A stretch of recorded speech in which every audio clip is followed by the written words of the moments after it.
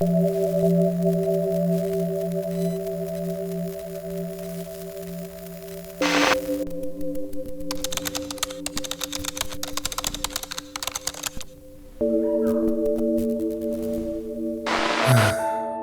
difícil confrontarse con el infinito de la hoja en blanco. Siento como si pudiera arrojarme a su vacío, pero en el momento de dar el paso, solo me golpeo contra una pared. No acabo de dar cuenta con palabras aquello que vivo en estas historias virtuales que, a veces, me conmueven más que mi propia vida. Pero es que me ha atrapado siendo confrontado por estos mundos de una manera similar a la que una pieza sonora me envuelve, a la que el espacio imposible de una pintura me irradia, a la que un poema me interpela. ¿Cómo darle coherencia en palabras a un producto tan complejo como un videojuego? Si te señalo un tablero de ajedrez y te explico sus reglas, ¿acaso eso te dice algo del placer de una victoria tras una larga partida? Ve pues a jugar, ve a vivirlo por tu cuenta. Tal vez quisieras quedarte un poco más y explorar conmigo la idea del videojuego bajo el filtro del arte, específicamente como un texto. A veces sueño y me imagino que aquellos también comienzan con una hoja en blanco.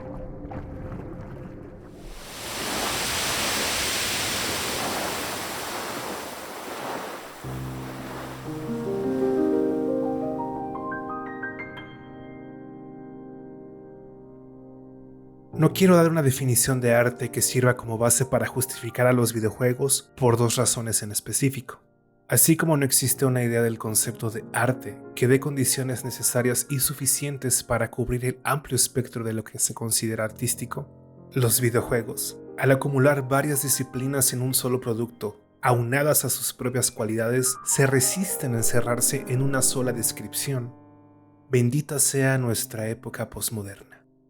Ludwig Wittgenstein, en sus investigaciones filosóficas, cuando trabaja sobre el sentido de lo que la idea de un juego puede implicar, en vez de dar una definición delimitada, refiere que hay juegos que comparten rasgos familiares.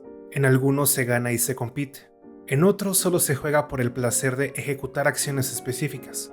Otros solo existen para pasar el tiempo. Hay aquellos en donde se interpreta a un personaje. Considero que el arte y los videojuegos también poseen esas cualidades de familia que permite relacionar y comparar productos sin necesidad de enfrascarse en una definición estática. Si pensamos en el caso específico del videojuego, me he encontrado con casos extremos que pareciera que apuntan al tedio, a la necesidad de hacerte sentir cómo desperdicias el tiempo, a confrontarte con la expectativa de lo lúdico en el acto de jugar. Juegos que son antijuegos. De cualquier modo, no quería exponer estas ideas sin un centro gravitacional que pudiera nivelar a los videojuegos con el arte, al menos de manera dinámica.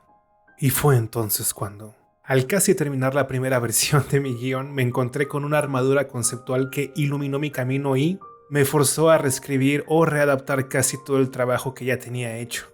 Y, aunque ya me quedaba poco trabajo que realizar, estas ideas me ayudaron a afianzar mi concepción del videojuego como una posible forma de arte, que en última instancia puede enlazarse con la textualidad y la literariedad. Inicialmente, mi idea principal era ver los modos en cómo un videojuego puede ser textual, teniendo una definición de texto difusa que pudiera adaptarse a los varios elementos que componen la estructura de un juego. En ese sentido, no solo quería hablar del texto literal del juego, o sea, de su guión, narrativa o de las palabras que lo componen, sino también del conjunto de signos que lo constituyen, que incluyen, pero no se limitan, a su semiótica cinematográfica, dramática, cromática, musical, fotográfica, etc. Este uso bruto e indiscriminado de lo que puede enfrascarse en la palabra texto sirve muy bien para hablar de los videojuegos. Por mucho tiempo lo hice así. Sin embargo, gracias a las ideas de Volter y Grusin en su obra Remediation, ahora tengo categorías generales que me permiten hablar de esta textualidad dinámica a través de los elementos que pueden constituir a un videojuego bajo el filtro mediático. Al fin y al cabo, los medios contemporáneos también son textuales. Revisemos, pues, ese texto.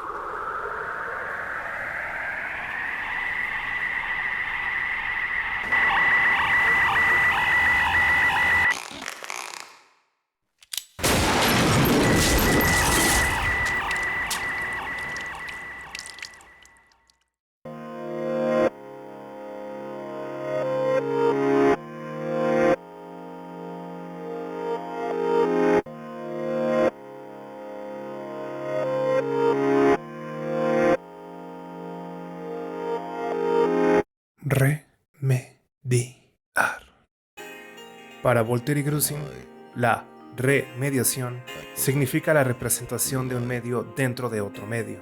Cuando ves esta fotografía de un texto, estoy utilizando el medio fotográfico para mostrar el medio textual, pero no es tan simple como la mera utilización de varios medios para crear un producto complejo.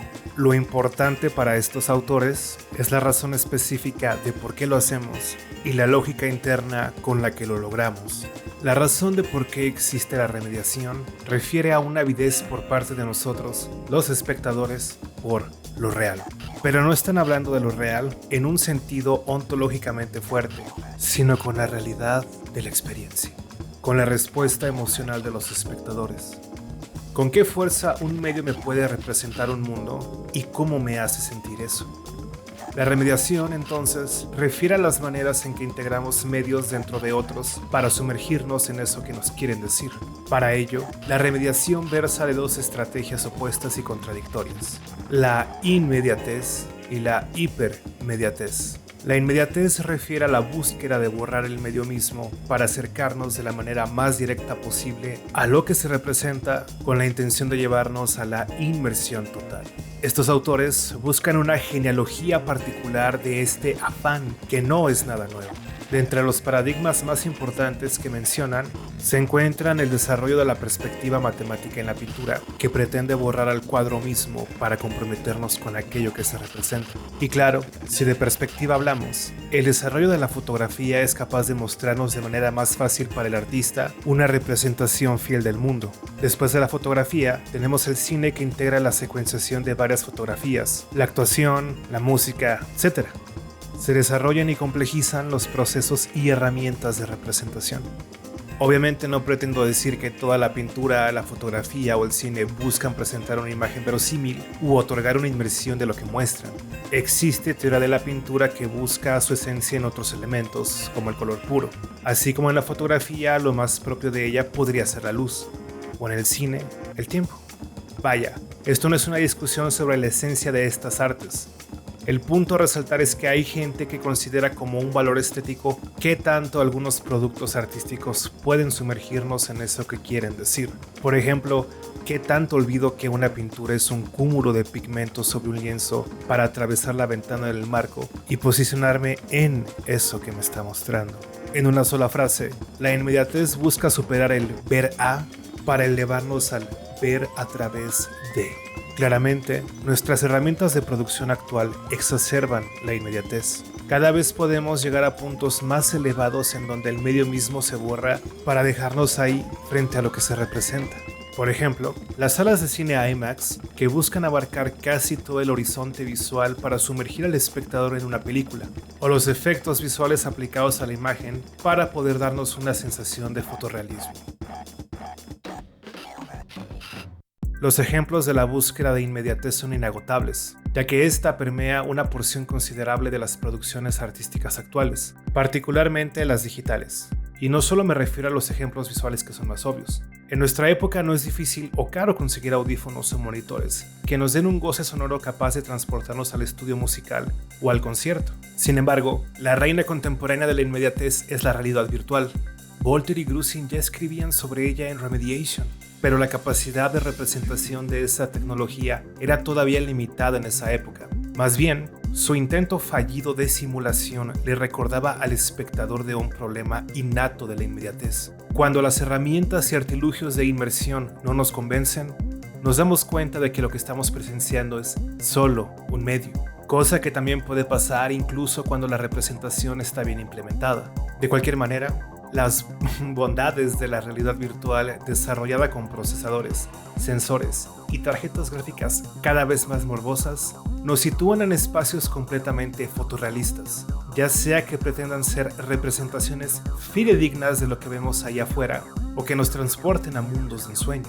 Ahora, si la búsqueda por la inmediatez desea borrar al medio mismo, su polo opuesto, la hipermediatez, busca recordárnoslo y mostrarnos una plétora de medios simultáneos. Si trabajamos los medios semióticamente, entonces la hipermediación apunta a la multiplicación de signos. Esto no es muy difícil de mostrar, solo tengo que grabar el escritorio que muestra mi computadora. Ahí se puede ver cómo, mientras escribo este guión, tengo de fondo a alguien que está en vivo en Twitch, escuchando música al mismo tiempo y con videos de referencia de los juegos de los que voy a hablar. De hecho, este aspecto de saturación de medios ya lo había mostrado previamente en mi video sobre espacios liminales. Esta avidez por la abundancia de medios, propia de nuestra cultura, se puede encontrar por doquier. Jordan Allen hizo un video para Corridor Crew hablando de cómo se implementa en la transmisión de eventos deportivos varios medios simultáneos y tecnología de punta para ejecutar un rastreo de movimiento a los elementos del juego, incluyendo a los jugadores y el balón, por ejemplo. Todo esto con la meta de proporcionar una experiencia más completa. Piénsalo así. Si en la inmediatez hablábamos de cómo la fotografía es capaz de ofrecer una perspectiva precisa de lo que retrata, el fotomontaje muestra un producto coherente construido a partir de muchos otros fragmentos. No busca verosimilitud, sino una relación de elementos heterogéneos. Cuando leía la obra de Voltaire y Grusin, sonreí al ver que tienen un apartado dedicado al concepto de no lugares de Marc Augé, en donde le hilvanan la lógica de la hipermediación. Ese aspecto también se encuentra en los videojuegos. Muchos no lugares completamente hipermediados estimulan al jugador con luces, anuncios neón y una plétora de sonidos que se funden entre ellos, ofreciendo una saturación de experiencia, como en las calles de Japón. Pero, ¿qué es un no lugar exactamente? Bueno, te recomiendo que veas mi video sobre ello para que lo averigües. Si bien la inmediatez busca una transparencia que acerque al espectador con lo representado, borrando al medio que permite el contacto, la hipermediatez muestra con descaro al medio opacamente. Quiere mostrar al medio en toda su mediatez, o en otras palabras, al medio como medio mismo, no como una mera herramienta de representación. Así, se acerca a la realidad de la experiencia no en su pureza, sino en su saciedad y también en su exceso. Ya expuestas estas dos lógicas de la inmediatez y la hipermediación, podemos avanzar al concepto de la remediación. Decíamos que la remediación refiere a la representación de un medio en otro medio utilizando la dicotomía de la hipermediatez y la inmediatez, a veces mostrando cómo se contradicen y a veces logrando reconciliarlas. Entonces, así podemos ver cómo, por ejemplo, algunas plataformas visuales del Internet asimilan a la televisión e incluso al cine. Este mismo video integra aspectos de ambos con el afán de mantener la atención del espectador y procurando su entretenimiento. Por otra parte, la transmisión de videojuegos presenta la inmediatez de tener a un jugador en vivo con la capacidad de ofrecer múltiples medios simultáneos. Al stream se le puede integrar un chat para que el jugador interactúe no solo con su videojuego, sino con su audiencia. Puede proporcionar música externa al juego en cuestión. Puede ofrecer premios por el tiempo en que el espectador está observando y que alteran la transmisión, como sonidos, videos, gráficos, etc. Ahora, la remediación no solo funciona cuando un medio o tecnología nueva reemplaza a un medio antiguo. Puede ser que el medio anterior integra aspectos de medios nuevos. La televisión, por ejemplo, utiliza el uso del Internet para proporcionar un nuevo tipo de interacción con su audiencia, o incluso la interacción del espectador para determinar el final de su narrativa, como en el caso de Bandersnatch de Black Mirror, cuya temática claramente habla del desarrollo de un videojuego. Otro caso de un medio antiguo sería el teatro, que integra medios que no poseía antes, como sistemas de iluminación y audio cada vez más avanzados, o incluso pantallas digitales. De la misma manera, el cine ya no solo es una mera secuenciación de fotografías. Este medio implementa técnicas digitales cada vez más precisas para generar fotorrealismo de agentes reales o animados. Y no me refiero solo al cine de Hollywood. Mi película favorita, Largo viaje hacia la noche de Bi Gan, utilizó técnicas avanzadas para poder generar un plano secuencia de un sueño que, si tienes la suerte de ver en el cine, es además en tercera dimensión. Y esta búsqueda de representación no tiene que ser sobre el mundo real, sino tiene que dar la convicción de que los medios empleados dan pauta para tal representación, aunque al fin y al cabo no haya sucedido en el mundo real. Por ejemplo, el anime Shigurui integra un filtro de ruido visual que simula el grano de un filme de una cámara que, siguiendo las reglas del supuesto realismo que tendría una cámara, se nota más en tomas oscuras cuando el lente ficticio necesitaría abrir más su obturador. Esto lo hace para sugerir inconscientemente la idea de que este drama samurái taoísta no es una caricatura, ha sido grabado. Podemos estar todo el día señalando ejemplos de cómo un medio remedia a otro, pero de hecho eso es una bonita tarea que te quiero dejar para que aprecies cómo los medios que consumes reintegran otros y también para que cuestiones si lograron una complementación armoniosa o si fallaron en esta competencia por ofrecer una experiencia legítima. Y es que Volter y Grusin mencionan que la remediación podría verse como un tipo de competencia interna para mostrar cuál es el mejor medio. ¿Por qué interpretarlo a manera competitiva? Bueno, por la sencilla razón de que una remediación nos intenta persuadir a una experiencia de la representación de la realidad satisfactoria. ¿Qué medio que busque una representación seductora no tomará las herramientas contemporáneas para lograrlo? Por supuesto que existen corrientes estéticas válidas que no buscan las remediaciones más exitosas o innovadoras. En Murmullos del Entresueño tenemos claro que también hay un gusto por el medio antiguo, no tan manoseado por las herramientas actuales. Sabemos que también hay un goce de lo análogo contrapuesto con lo digital, de lo retro. El error y el glitch también pueden ser criterios estéticos. Pero lo que la remediación saca a relucir es que no existen medios puros, solo hay remediaciones más refinadas. Observemos, pues, cómo está aplicado nuestro tema preferido, los videojuegos.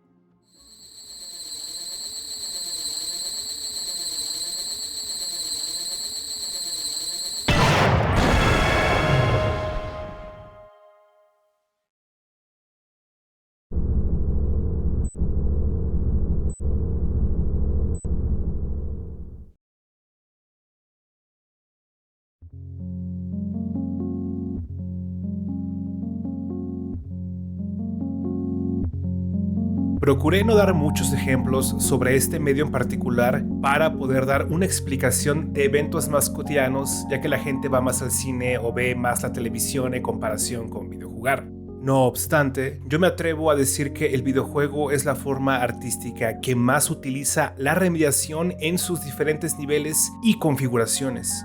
Si de inmediatez hablamos, los juegos de realidad virtual te sitúan en estos espacios imaginarios con el incentivo primario de una interacción muy directa con el mundo representado en cuestión, en lugar de una realidad virtual más arcaica que únicamente te sitúa en un espacio que solo proporciona una contemplación pasiva. Es la búsqueda de una posible eliminación total de la interfaz. Esta idea es crucial para Volter y Grusin cuando hablan de la inmediatez. Sin embargo, preferí esperar para ejemplificarlo con videojuegos. La mayoría de los videojuegos tienen algún tipo de interfaz por más minimalista que sea, porque es una manera en que se le informa al jugador sobre varios aspectos relacionados con el diseño de la jugabilidad. Por ejemplo, cuánta vida, energía o tiempo tiene para cumplir una misión o nivel, qué herramientas tiene para ejercer las acciones de los personajes y qué personajes están involucrados en ese momento, entre muchos otros aspectos. También puede verse en el menú de pausa de un videojuego. Ahí podría abrirse un pequeño mundo de microacciones y microdecisiones que se deben tomar en relación con el juego, desde aspectos técnicos como los ajustes de sonido o iluminación para buscar una mejor inmersión, o los elementos que afectan al diseño de videojuego, como la dificultad o qué herramientas utilizarán los personajes para superar sus obstáculos. La interfaz del videojuego es uno de los aspectos cruciales en donde se puede intuir de qué modo los directores determinan la remediación interna. Por ejemplo, en el videojuego de horror Dead Space, la interfaz que existe para poder revisar objetos que se recolectan, para subir la salud perdida del personaje o cambiar de arma, se encuentra en el juego mismo sin necesidad de pausar. Esto se debe a que es muy importante para el juego de horror no romper la atmósfera generada. Yo sé que no todos los juegos de horror son así, pero esta es una tendencia contemporánea. Otro caso interesante es el de Visage, en donde si se desea pausar, se deben esperar unos segundos para que el menú aparezca. Esto es claramente una decisión directorial para que el jugador no pueda detener el flujo temporal si algo tenebroso sucede. Y si te das a la tarea de jugar Visage, entenderás cómo esto es sadismo puro.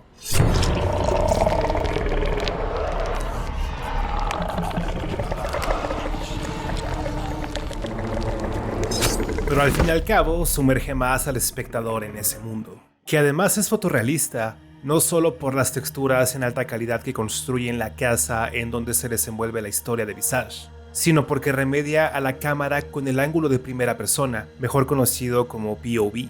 Y es que actualmente muchos videojuegos tienen la visión de presentarnos una historia de manera cinematográfica. Ahora, que un videojuego tenga escenas con tomas y montajes con semiótica propia del cine no es nada nuevo, pero solo date cuenta de que cada vez más esas tomas están integradas en el juego mismo sin la necesidad de hacer un corte. Resident Evil 4 fue uno de los primeros en donde vi tal implementación que busca un alto nivel de inmediatez. Otro ejemplo que integra el cine de una manera diferente y que no puedo dejar de mencionar es el de Ghost of Tsushima, en donde puedes elegir el modo Kurosawa, que agrega un filtro en blanco y negro y una reducción en el audio para proporcionar la sensación de que estás en un filme de dicho director.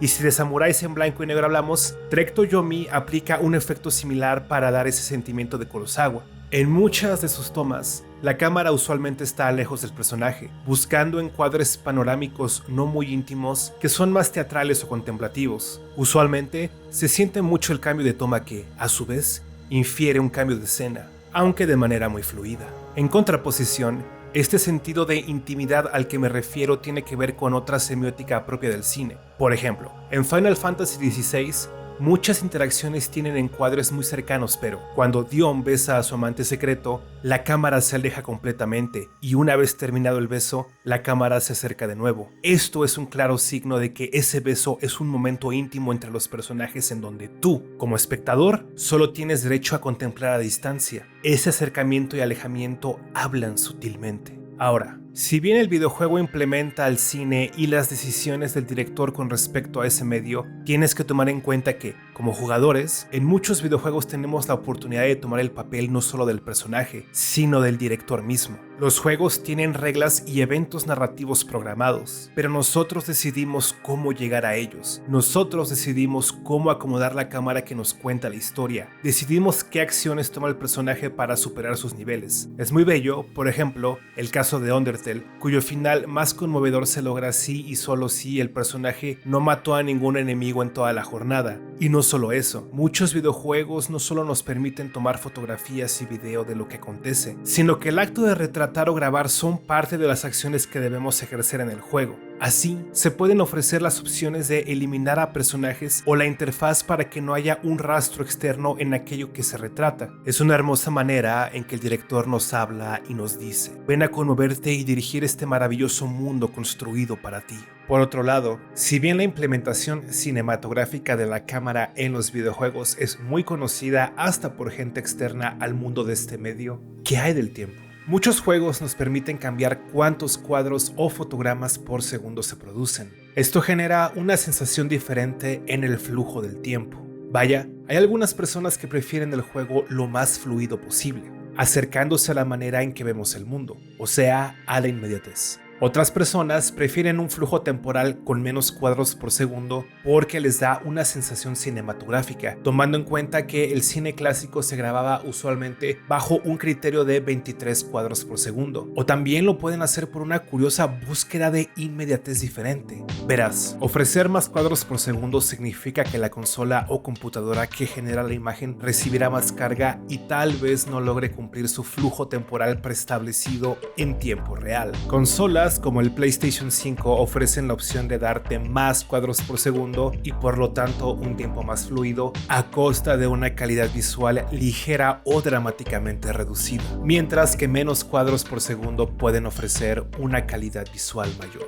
Esto sin mencionar el aspecto técnico del Ray Tracing, que ofrece un tipo de iluminación hiperreal que actúa en tiempo real, generando un nivel de inmersión aún mayor. Pero regresando al tiempo, juegos como Final Fantasy VII Remake y Rebirth permiten ralentizar el juego para que se puedan apreciar las acciones veloces de los personajes, aspecto que también se conjuga con el uso de la cámara, regresándonos al concepto del jugador director. Con respecto a este concepto, por fin podemos hablar de un caso extremo de remediación en los videojuegos. Yo diría que es descarado, maravillosamente descarado.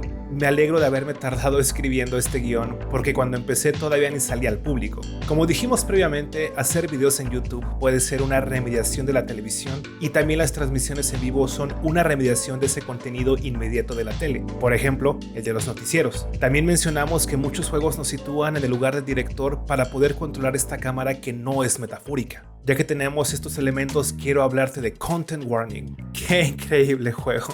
Tan consciente de su devenir en la historia y que me afecta a un nivel personal por lo que yo mismo estoy haciendo en este video. En este juego tomas el lugar de un creador de contenido que tiene la misión, junto con otros jugadores, de bajar a las profundidades de un mundo lleno de criaturas para grabarlas y crear contenido, que se subirá a redes sociales y que será sometido a métricas para saber si tú, si me escuchaste bien, eres un creador de contenido exitoso. Para ello cuentas con una cámara que graba en tiempo real el video que de hecho sí te puedes quedar, mientras que los otros personajes te acompañan en la misión y toman el papel de protagonistas en un canal de contenido de terror. Esto claramente fuerza al jugador a sacar a relucir su personalidad o la personalidad que creen que será exitosa en un canal de este tipo. Una vez que se ha cumplido la misión de la grabación, si los personajes sobrevivieron al suplicio, pueden subir al mundo real para ver lo que se grabó y si el internet lo aprueba. En caso de que sí, somos recompensados con dinero para poder comprar más herramientas que nos permitirán generar más contenido. Ahora mira nada más cómo le añadimos más capas de remediación. Yo he hecho transmisiones en vivo de este juego, en donde agrego un medidor de latidos de mi corazón para generar una inmediatez hasta de mi biología que responde a estímulos como el miedo, mismo que se puede provocar porque los espectadores pueden redimir sonidos que me asusten. Entonces tienes la inmediatez de mi cámara y de los latidos de mi corazón en un juego que se trata de ir a crear contenido en internet. Medios dentro de medios, dentro de medios, dentro de medios, dentro de medios, dentro de medios, dentro de medios, dentro de medios. Incluso existen situaciones en donde el personaje se ve sumergido en remediaciones de su propio mundo. En Final Fantasy VII Rebirth, el protagonista Cloud Strife presencia la ópera inconclusa de Loveless, que por cierto se menciona más a fondo en el spin-off Crisis Core. La diferencia de remediación consiste en que, mientras en este juego el antagonista Genesis Rhapsodos lee fragmentos de la obra inconclusa Loveless, en Rebirth se hace publicidad de lo avanzada que es la tecnología en el auditorio del Gold Saucer, que logra sumergir al espectador en el máximo nivel. Así, Cloud se pone unos lentes de realidad virtual para poder contemplar no solo a los personajes, sino a él mismo siendo el protagonista de esa narrativa. Este goce visual no solo se queda en la pasividad. Al fin y al cabo, esto es un videojuego en donde ahora el jugador puede interactuar como el personaje que a la vez es interpretado por Cloud, que está completamente inmerso en su papel y que se presenta como un agente activo de la obra. Hasta recibe aplausos. Habiendo dado ejemplos suficientes de esta interfaz que busca borrarse para dar un sentido de inmediatez, ahora toca hablar del lado contrario. Tenemos la hipermediatez aplicada. Kingsway es un juego que también pretende ser un sistema operativo en donde se juega a través de muchas ventanas en el escritorio, emulando los juegos de antaño, cuando los videojuegos se llamaban juegos de computadora. Por otra parte, Goichi Suda, también conocido como Suda51 por cómo se pronuncia su nombre en japonés, implementa muchos elementos visuales al mismo tiempo en la pantalla. De hecho, él es el creador de un estilo visual en el videojuego llamado ventana fílmica, que curiosamente no refiere a ese flujo cinematográfico previamente mencionado, sino a esta narrativa de elementos múltiples y heterogéneos. Ahora, la interfaz múltiple es muy utilizada en los videojuegos de rol. El RPG que se desenvuelve por turnos no planea basar sus combates en acciones inmediatas del jugador sobre el personaje, como lo hace el RPG de acción. Más bien, utiliza elementos para que, como el nombre lo indica, turno por turno, los personajes ejecuten acciones como atacar, sanar a los otros personajes, conjurar hechizos, etc. Así, el juego tiene un flujo más pausado en donde se deben tomar decisiones inteligentes para ganar los encuentros. Uno de mis RPGs por turno preferidos por su belleza en la construcción de su mundo es Final Fantasy X, que en su menú de pausa te permite subir de nivel a través de la red esférica, en donde debes tomar ciertas decisiones para mejorar las habilidades o características de los personajes. Esta red tiene cierta complejidad que invita a sentirla como si fuera un juego de mesa. Y más allá de eso, tiene su aspecto narrativo debido a que está contando el desarrollo de personajes a través del progreso llevado a cabo en dicha red. Esta idea me fue revelada en el canal I Am a Dot, en un video titulado In Defense of Final Fantasy X's Useless Character. Ahí, I Am a Dot nos muestra cómo seguimos el paso lineal del crecimiento de habilidades. Tidus aprende las habilidades de Yuna, Yuna las de Riku, Riku las de Lulu, etc. Eventualmente, el jugador tendrá la posibilidad de decidir qué camino tomar y, si lo desea, no seguir el camino lineal del progreso de habilidades. Pero hay un personaje que se encuentra al centro de la red con el potencial de desarrollarse dependiendo de la decisión que el jugador tome en una etapa muy temprana del juego, al menos más que la de los otros personajes. Hablo de Kimahri, que en términos de historia no tiene un camino a seguir, ya que fue exiliado por su tribu. En ese sentido, Kimahri debe decidir qué camino tomar, de quién aprender. Y más allá de esto, si los personajes siguen el camino lineal de progresión y se toman las cientos de horas necesarias para que todos los personajes aprendan de cada quien, bueno, eso precisamente nos muestra cómo, al final, después de tanto tiempo, los personajes del juego aprendieron mutuamente, haciéndose el grupo más fuerte. Este es el argumento de I Am a Dot, pero podríamos ampliar ese argumento. Si ahondamos en ese aspecto, incluso la progresión de la esfera nos narra un elemento más profundo de la relación de los personajes. Si juegas y pones atención, verás como Tidus tiene por interés romántico a Yuna y la admira. Lulu también desarrolla un interés romántico por Wakka y por eso están juntos. Riku, Yuna y Lulu son una tríada de personajes femeninos que se complementan. Yuna ve a Riku como su pequeña hermana y posteriormente se revela que ambas son primas. Tanto Riku como Yuna aprenden de Lulu porque ella se asume como la hermana mayor, siendo la más grande. Auron, que prometió proteger a Tidus, le aprende cosas a ese muchacho inmaduro, mientras que Tidus ve a Auron en cierta forma como un reemplazo de su imagen paterna, etcétera, etcétera. El punto es que este pequeño tablero nos revela desde los inicios del juego muchos aspectos del desarrollo del personaje. Yo sé que me desvío del tema, pero este es solo uno de los detalles de por qué Final Fantasy X es un juego tan maravilloso que eventualmente recibirá su propio video en estos murmullos del entresueño. Regresando al concepto abstracto de la red esférica, que haya juegos dentro de juegos es algo muy común en nuestra época. La mayoría entran en la categoría de minijuegos. Algunos pueden ser pequeños gestos por parte del director para enriquecer el mundo que desean construir. Otros incluso buscan remediar aún más otras formas de creación, como el piano en Final Fantasy VII Rebirth, que permite el uso libre de acordes y notas musicales o seguir partituras específicas. Y de manera más interesante tenemos franquicias dentro de otros juegos, como en Yakuza, que permite a los protagonistas entrar a una sala de juegos para entretenerse jugando con otro producto completamente diferente. Todos estos ejemplos ya nos dan una idea de cómo la remediación se ejerce en los videojuegos. Sin embargo, además del cine, hay un medio en particular que tiene el lugar privilegiado, ya que se encuentra en los juegos incluso antes de que estos pudieran incorporar elementos remediados avanzados. Me refiero al texto. Ese conjunto de símbolos particular que, por sí solo, nos puede abrir las puertas a incontables narrativas. De hecho, hace décadas, el tipo de videojuego que se consumía más era puramente textual. Y es que puede haber videojuegos con interfaz, con cine o sin él. Pero no puede haber videojuegos sin texto. Porque el videojuego, en todas sus variaciones, incluso si no tuviera palabras, es texto mismo.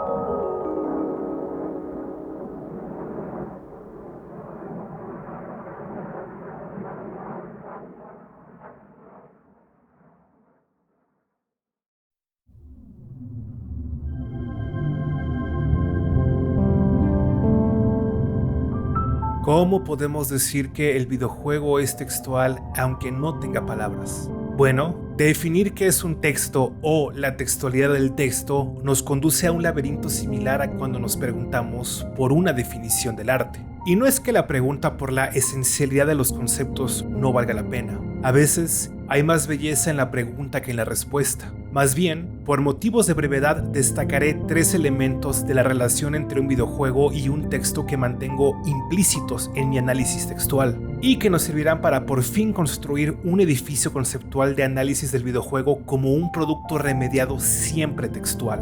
El primero es el acercamiento narrativo que, como su nombre invita a pensar, destaca el análisis de las estructuras, tropos narrativos y las subversiones de estos que un videojuego puede compartir con productos culturales ya remediados. Ya mencionamos algunos ejemplos contemporáneos que utilizan todos los medios que su producción les permite para expresar esa historia que quieren contar. Pero esos aspectos pueden llevar a críticas a ciertos estudios o ciertas franquicias en donde se les señala, de manera peyorativa, que quieren contar una historia en un nivel en donde se deja de lado el goce lúdico del jugador para apelar más a un goce pasivo y contemplativo. Vaya, que los juegos están haciendo películas. Claro que no todos los juegos poseen una dimensión narrativa a la manera de una historia delimitada, y eso está bien, jugamos por varias razones. Ahora, hablando del videojuego en términos lúdicos, este es precisamente un segundo modo de aproximación textual a un juego. Para esta perspectiva, el diseño de videojuego es el objeto principal de estudio, y es toda una escuela de pensamiento que ha podido codificar a dicho diseño como un tipo de arte en específico. Si pudiéramos dar algunos ejemplos del aspecto lúdico, podemos destacar su mirada enfocada en la funcionalidad,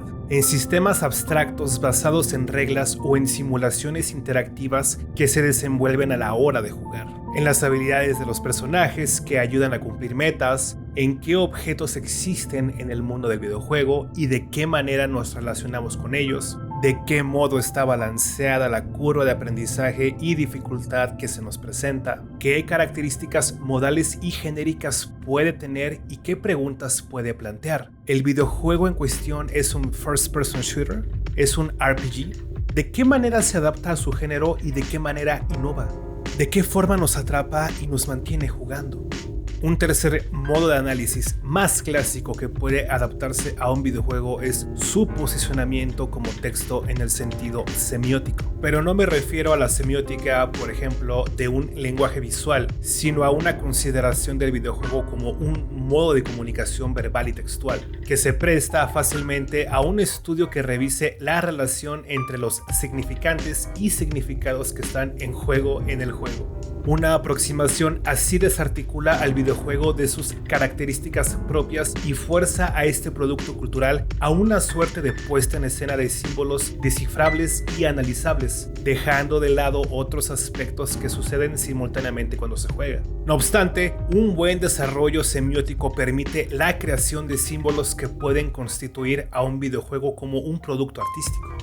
Dentro de estos 3 aspectos, yo me enfocaré en productos que buscan narrar una historia balanceando los aspectos lúdicos y semióticos que son inexorables, porque los videojuegos con una dirección narrativa necesariamente poseen un fundamento semiótico, ya sea literario, cinematográfico, musical, etc. Y dicho fundamento también refiere a los aspectos lúdicos que son la esencia misma de un videojuego. Al fin y al cabo, el gameplay puede revelar aspectos pertenecientes a la historia, porque lo que se hace en un videojuego narrativo, al menos en bella teoría, consciente o inconscientemente, es perseguir una historia.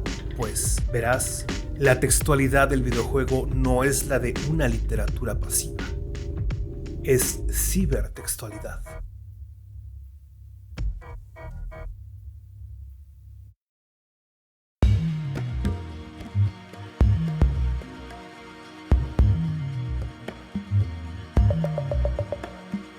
Para Espen Aarseth, en su obra Cybertext, hay fenómenos textuales que se diferencian del acto común de leer, que solo requiere el movimiento ocular y el cambio de página. El cibertexto no cuestiona solamente al texto que se lee, sino desde qué objeto o qué medio se ejerce una lectura. Y es que, históricamente, se han producido textos que requieren un esfuerzo significativo por parte del lector para poder atravesarlos.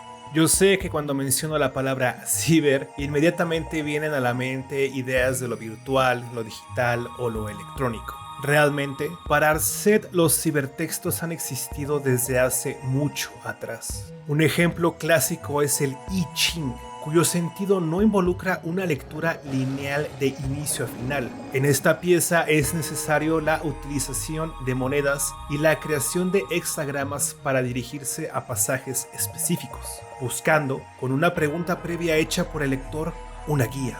Otro cibertexto por excelencia existe en la cultura antigua mesoamericana, la cultura de mis ancestros, el códice, un libro en pintura, que, en términos generales, ya nos muestra de golpe su texto y que, sin embargo, requiere esfuerzos de interpretación pictórica y hasta ritual para traer a la vida su sentido.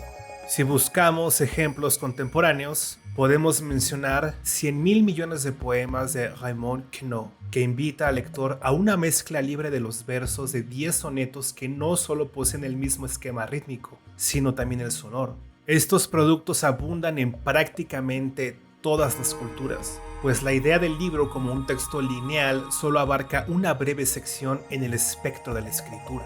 Arset tiene presente que incluso podemos tomar cualquier libro y abrirlo en cualquier segmento. Si así lo deseo, puedo comenzar por el final. Sin embargo, hay una diferencia clave entre la pasividad del libro y la actividad cibertextual. El cibertexto concede una importancia más grande al usuario del texto que debe ejecutar, actuar, operar de una u otra manera para alcanzar lo plasmado.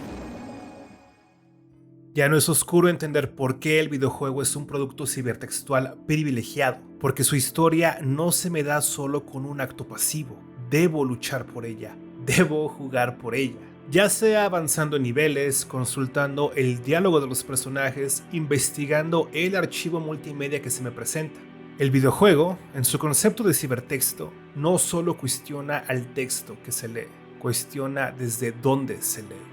Es cierto que, así como puedo abrir un libro en cualquier parte, puedo hacer un speedrun que permite avanzar en la historia de un juego de una manera no planeada por el desarrollador, explotando los errores de programación inherentes e ineludibles de cualquier videojuego. Porque, así como existe esa categoría borrosa del lector ideal, también existe un jugador ideal. ¿Es el jugador ideal aquel que vive toda la historia? ¿Aquel que agota todos los diálogos de los personajes, consigue todos los finales y adquiere la gloria de acabar el juego al 100%?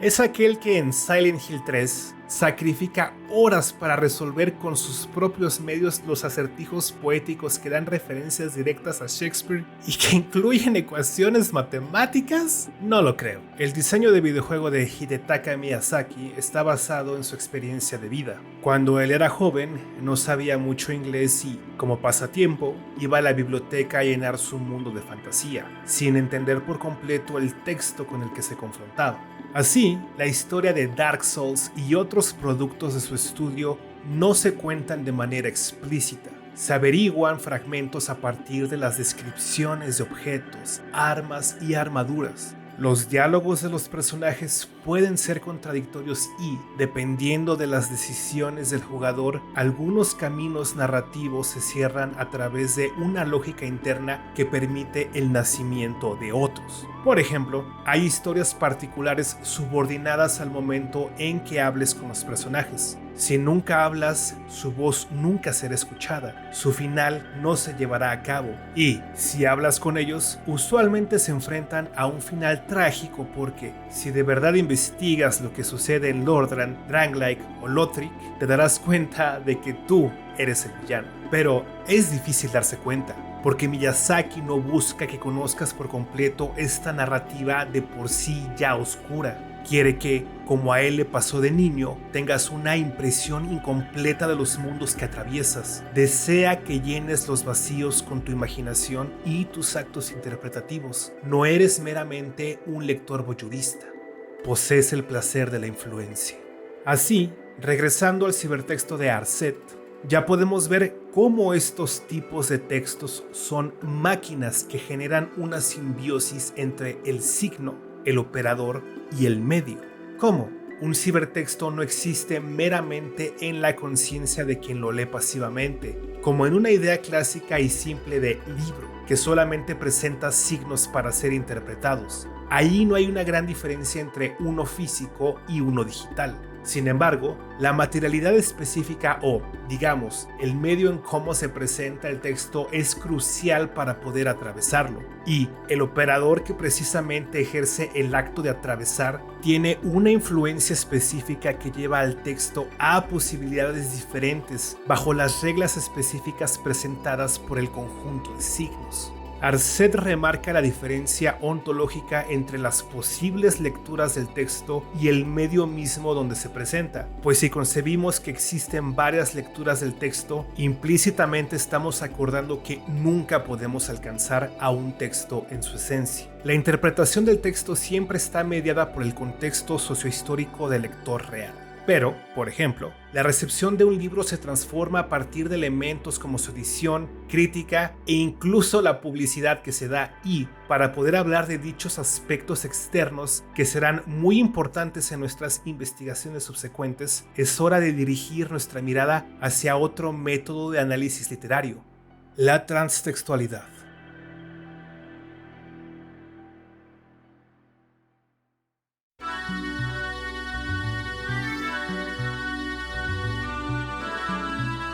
Uno de los productos que me inspiraron a hablar de todo esto fue el video Why It's Rude to Suck at Warcraft, traducido a ¿Por qué es grosero jugar a Warcraft mal?, escrito por Dan Olson y Nathan Landell para el canal Folding Ideas. Una de las ideas de ese video que me dejó pensando fue cómo la textualidad de un videojuego no está contenida en el producto inmanente. Hay textos externos que orbitan a dicho videojuego y que alteran su recepción y sus dinámicas. Son paratextos. Olson y Landell toman la idea de paratexto de Gerard Genette, expuesta en su libro Umbrales, autor de quien hablaremos en breve, y una delimitación particular de Mia Consalvo de la obra Cheating, Gaining Advantage in Video Games. En el video de Warcraft, aquellos autores mencionan cómo hay textos externos y diferentes al texto interno de un videojuego que pueden no solo alterar su interpretación, como una crítica, una reseña o una entrevista a los desarrolladores, sino que pueden transformar la constitución misma del producto en cuestión. Por ejemplo, los comentarios de los jugadores en un foro pueden influir en las actualizaciones de un juego o en sus secuelas, pueden afectar a su diseño mismo. Pero Olson y Landell hacen un énfasis particular en las prácticas relacionadas con la paratextualidad de un videojuego. Consultar guías de estrategia, ver o realizar videos de gente que juega bien, y las reglas impuestas por la comunidad misma afectan el modo en que un jugador debe comportarse en un videojuego. De ahí que no saber cómo desenvolverse en las convenciones comunitarias de World of Warcraft puede ser considerado de mala educación. En ese video se menciona la idea de cómo se puede jugar un videojuego sin estar frente a él. Yo, al ver la narración detallada de Bat y Vidia de lo que acontece en el mundo de Dark Souls, siento que complemento mi vivencia de esa historia. Así, cuando regreso al juego, lo hago con una perspectiva más detallada. Si bien la perspectiva de Olson y Landell es rigurosa, estos autores están conscientes de que, contemporáneamente, el término paratexto está muy diluido, ya que, después de las palabras de Genette, se ha trabajado con diferentes interpretaciones. Es por eso que yo decidí ir a la fuente principal para poder acotar la paratextualidad que está subsumida a la categoría de la transtextualidad. Mientras que Umbrales se enfoca exclusivamente en el paratexto, la obra de Genette, Palimpsestos, la literatura en segundo grado, trabaja todas las categorías transtextuales. Verás, en esa obra a este autor no le interesa tanto el análisis interno textual, que sería la crítica, sino la idea de que el texto ineludiblemente sale de sí mismo, que escribir es siempre reescribir. Leer es siempre releer, y si vamos a analizar al videojuego como un texto, precisamente como un cibertexto, no solo es importante observar sus relaciones internas, sino también las externas, por lo que es importante revisar las categorías transtextuales. La primera categoría es la intertextualidad, que refiere a una relación más o menos explícita entre dos textos, a la manera de un texto dentro de otro. Los ejemplos de este caso son claros. Las citas entrecomilladas, alusiones e incluso el plagio son una manera de intertextualidad. Como ya mencionamos, en la franquicia de Yakuza, los personajes pueden entrar a un arcade de Sega y poder jugar otros lanzamientos de esa compañía en su totalidad. La segunda categoría es el paratexto.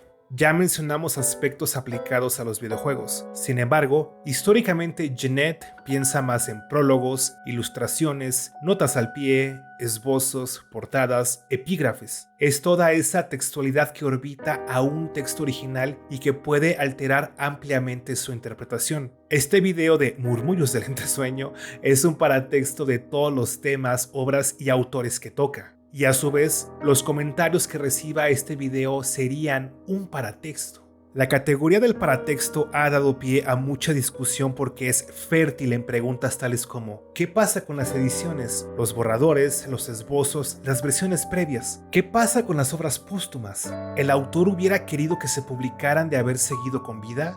Un ejemplo simple y clave para Genet es el Ulises de Joyce. Algunas ediciones de esta obra tienen capítulos con los nombres de Penélope, Nausicaa, Sirenas. En otras ediciones, los capítulos no tienen nombre. ¿Acaso estos títulos, estos paratextos, darían una interpretación diferente a sus respectivos capítulos? ¿Acaso una mala sinopsis del libro en la contraportada podría ahuyentar a alguien de leerlo? La tercera categoría es la metatextualidad.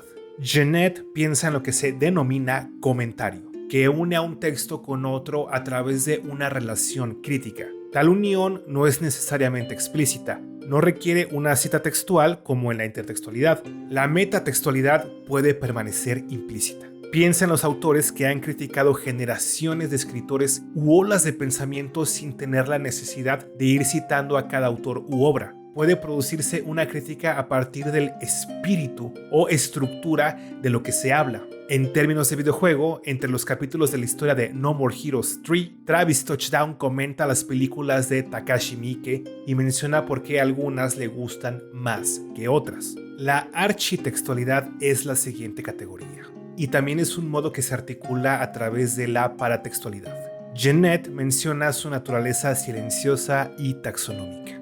Es una determinación que poseen los textos cuando se encapsulan en ejemplos tales como la obra Poema del filósofo presocrático Parménides. Otros dos ejemplos son una novela rusa de Emmanuel Carrère o Yo, una novela de Minae Mizumura. Estos títulos parecen que quieren introducir las obras al género de la novela. Le toca al lector averiguar si cumplen dicha función o es un tipo de juego literario. Si buscamos un ejemplo en los videojuegos, podemos ver a Super Mario RPG, título que señala que tal juego pertenece al género del role-playing video game. La última categoría es, creo yo, la más importante, la hipertextualidad, que incluye a la hipotextualidad. El hipertexto es posterior a su hipotexto, que es el texto subyacente. El hipertexto ontológicamente no puede aparecer sin la existencia del hipotexto, no a la manera de comentario o de intertexto. Precisemos, pues. Genet menciona dos casos que emanan de un mismo hipotexto. De nuevo, el Ulises de Joyce y la Eneida de Virgilio. Ambos textos provienen de la misma fuente, la Odisea de Homero. El Ulises adapta los acontecimientos y las relaciones de personajes a un contexto en Dublín de inicios del siglo XX, mientras que la Eneida es una historia diferente con un estilo similar al de la Odisea. Es una epopeya. Ambos requieren un nivel alto de conocimiento y de reelaboración del material original que no los hace meras copias. Si pensamos en términos de videojuegos, podemos pensar en el hipotexto, que es el universo de Final Fantasy, y en el hipertexto Stranger of Paradise, en donde Jack Garland visita las dimensiones de varios productos de Final Fantasy, como el universo del 6, 7, 10, 15, etc. En ese sentido, la construcción de mundo de Stranger of Paradise depende de la construcción de mundo de muchos otros productos previos a él. Y además, esta historia, como su nombre lo indica, tiene el precioso gesto de ser la precuela y justificación narrativa del primer Final Fantasy. Stranger of Paradise entonces tiene un doble sentido. Depende de muchos hipotextos para existir, pero a su vez, en su lógica interna, pretende ser el hipotexto de la historia que lo empezó todo. Una historia que está encerrada en un ciclo temporal que Jack Garland quiere romper. Este juego, despreciado por muchos, es una locura.